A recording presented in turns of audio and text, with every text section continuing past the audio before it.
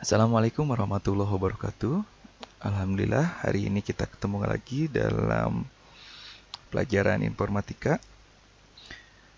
Untuk kali ini, kita akan coba membuat sebuah blog. Ya, mungkin dari kalian sudah pada tahu blog itu apa, yaitu bentuk aplikasi web yang berbentuk tulisan. Ya, jadi banyak tulisan-tulisan di web, di blog-blog itu ya. Biasanya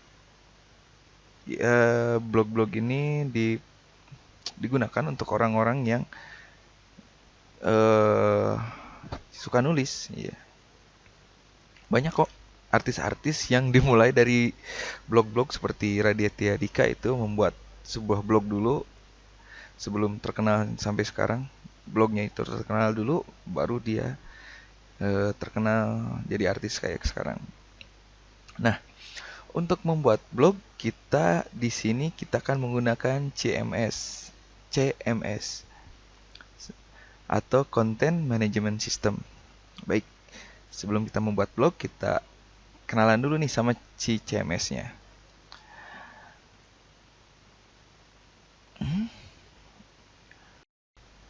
Mengenal CMS dulu ya. CMS merupakan singkatan dari Content Management System.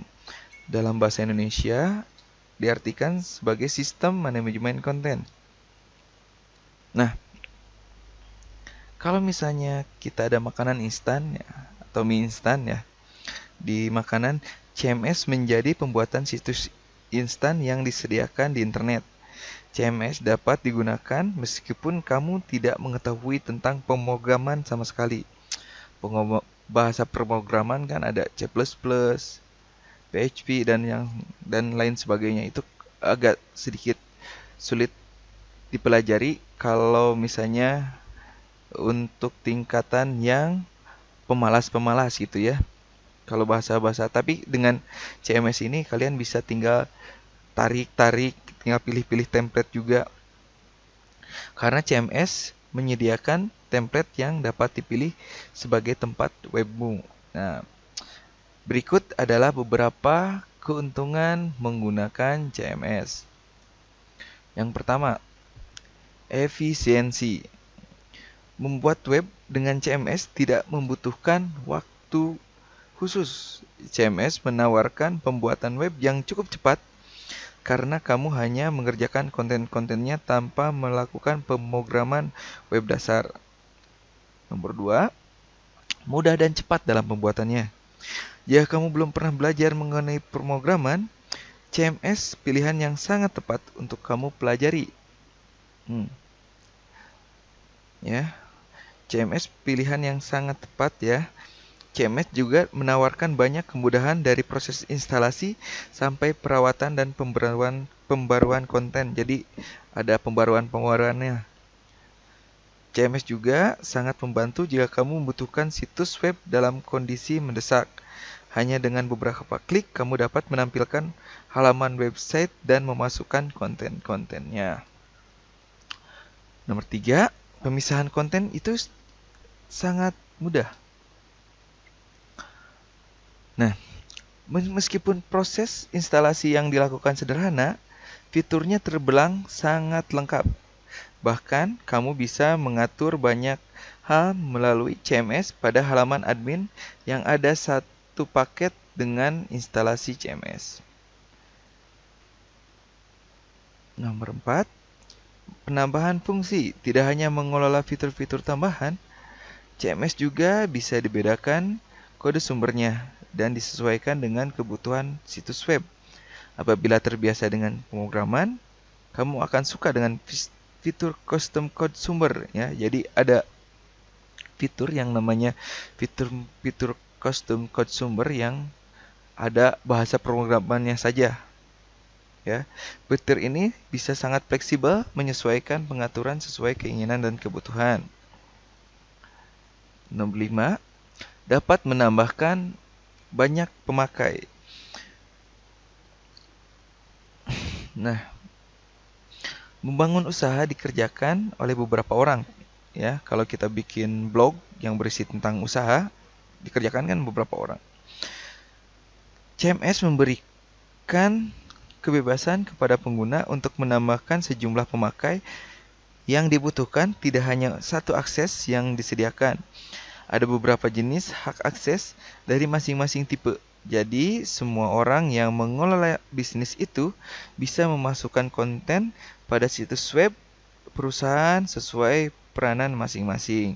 Jadi, kalau misalnya kita bikin toko online nih, seperti Shopee, nah, ada banyak pengguna ya yang jadi tokonya itu kan harus bisa memasukkan secara manual juga. Dia si orangnya itu harus bisa memasukkan konten-konten barang dagangannya. Tidak harus ke kita daftar dulu misalnya fotonya yang ini nih ke admin, nggak seperti itu. Jadi si misalnya saya di Shopee punya toko toko yoga misalnya, kita yang berisi alat-alat komputer, ya kita masukin sendiri aja alat-alat komputernya harganya berapa. Kita bisa kelola sendiri, ya. Nah, saat ini beberapa CMS berkembang sangat pesat. Banyak sekali macam-macam CMS. Ada yang berbayar, ada juga yang gratis. Nih, ada beberapa contohnya. OpenChart. OpenChart adalah CMS khusus untuk membuat sebuah toko online. CMS ini sudah banyak digunakan oleh berbagai personal maupun developer dalam membangun toko online. CMS ini sudah lengkap karena memang dikhususkan untuk e-commerce. Namun CMS ini memiliki kekurangan dari sisi SEO. Selebihnya untuk manajemen konten CMS sangat-sangat mudah digunakan. PretaShop dulu kita bahas. Dikhususkan untuk e-commerce atau toko online dengan mudah. Jadi sama saja seperti OpenChart ini. Kalau sama saja, kenalan pakai ada dua pak, sama aja. Merek handphone ya, merek handphone kan banyak. Padahal gunanya sama aja buat komunikasi. Ini juga sama, OpenChart atau PretaShop. Tinggal kita bandingkan saja yang mana yang lebih kita sukai. Selanjutnya ada Moodle. Moodle ini digunakan untuk membuat aplikasi e-learning. E-learning ini, CMS ini memiliki berbagai fitur e-learning yang sangat lengkap, mulai dari online test, forum, dan fitur lainnya. Manajemen CMS ini agak sedikit rumit dan memerlukan pemahaman cara mengerjakannya. Ya, dengan model ini biasanya untuk beberapa sekolah sudah menggunakan program CMS model ini karena bisa buat tes online ya, forum dan fitur yang bisa digunakan lainnya seperti absensi seperti itu. Nah, kenapa di sekolah kita belum? Karena yang pertama memerlukan pemahaman cara menggunakannya. Tidak setiap guru di SMP Negeri 5 itu paham cara menggunakan Moodle.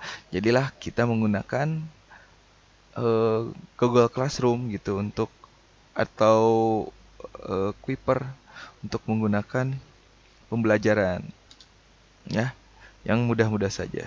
Nah, WordPress adalah CMS yang dikategorikan sebagai CMS jenis blog. Akan tetapi banyak sekali developer yang menggunakan CMS ini untuk membuat sebuah website. CMS WordPress selain user-friendly juga memiliki berbagai fitur dan layanan yang banyak. CMS ini didukung berbagai komunitas yang sudah menyebar luas. Nah, nanti apabila kita ada PTM, kita akan coba membuat sebuah blog dari WordPress ini. Ya, isinya apa aja. Kalau misalnya ada yang suka dengan tulisan, boleh di blognya itu membuat tentang puisi, sajak, atau tentang apa ya, kayak cerita-cerita gitu, sering-sering novel ya bisa. Atau yang senang menggambar gitu bisa gambarnya dimasukkan ke WordPress. Cuman bedanya kalau gambar itu kalau misalnya di Wattpad itu kan biasanya orang-orang banyak yang tahu. Kalau ini hanya kalau WordPress ini kalau misalnya kita buat gambar komik misalnya hanya untuk beberapa kalangan saja ya yang tahu alamat dari WordPress kita. Yang terakhir adalah Joomla. CMS ini digunakan mayoritas Joomla digunakan untuk membuat website company profile, personal, web sekolah hingga toko online. CMS ini dikhususkan untuk membangun website yang powerful ya. CMS ini lebih kompleks dari WordPress dan sistem manajemennya pun lebih rumit. Nah, SMP 5 juga punya website yang sangat komplit, yaitu dari menggunakan CMS dari Joomla ini, yaitu spanma.sch.id ya. Kamu bisa lihat di sana ya. Nah, untuk minggu ini kalian tidak seperti biasa, minggu ini tidak ada tugas. Minggu depan baru kita akan mengadakan ulangan. Ya, mengadakan ulangan. Ulangannya tentang apa aja? Ulangannya tentang yang pertama mengenal browser, dilanjutkan membuat laporan, yang ketiga mengenal CMS. Itu saja ya. Terakhir dari Bapak, wabillahi taufiq wal hidayah. Assalamualaikum warahmatullahi wabarakatuh.